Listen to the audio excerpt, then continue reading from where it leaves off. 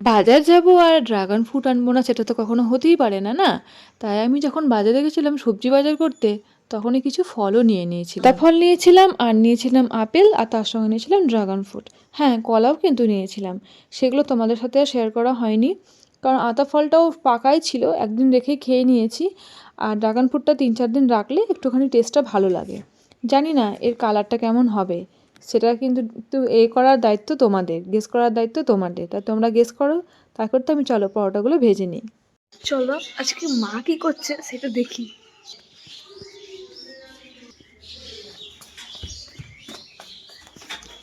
মা তুমি এটা কি করছো? এই দেখো আমি গরম গরম পরোটা, তার সাথে বেগুন ভাজা।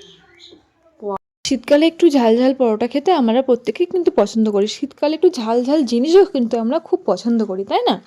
সেই জন্য আমি এই পরোটার মধ্যে পেঁয়াজ, রসুন, আদা, কাঁচা লঙ্কা সব অ্যাড করেছি। খেতেও যেমন যখন ভাজি যেরকম একটা গন্ধ বেরোয়, খেতেও সেরকম একটা স্বাদ, অন্যরকমই একটা স্বাদ হয়ে যায়। আর এই পরোটাটা খেতে আমাদের বাড়ির প্রত্যেককে ভীষণ পছন্দ করে, তাই আমি সেই জন্যই বানিয়ে নিচ্ছি। চলো এবার ড্রাগন ফ্রুটটা আমি কেটে নিয়ে চলে আসি। কেটে নিয়ে চলে এসেছি, বলো দেখি কালারটা কেমন হয়েছে। হ্যাঁ হ্যাঁ, তোমাদেরই কিন্তু গেস করতে হবে কালারটা কেমন হয়েছে, আমি কিন্তু বলবো না। কি গেস করতে পারলে? নাও দেখিয়েই দিলাম তোমাদের। দেখো তো কালারটা কেমন, দারুণ না?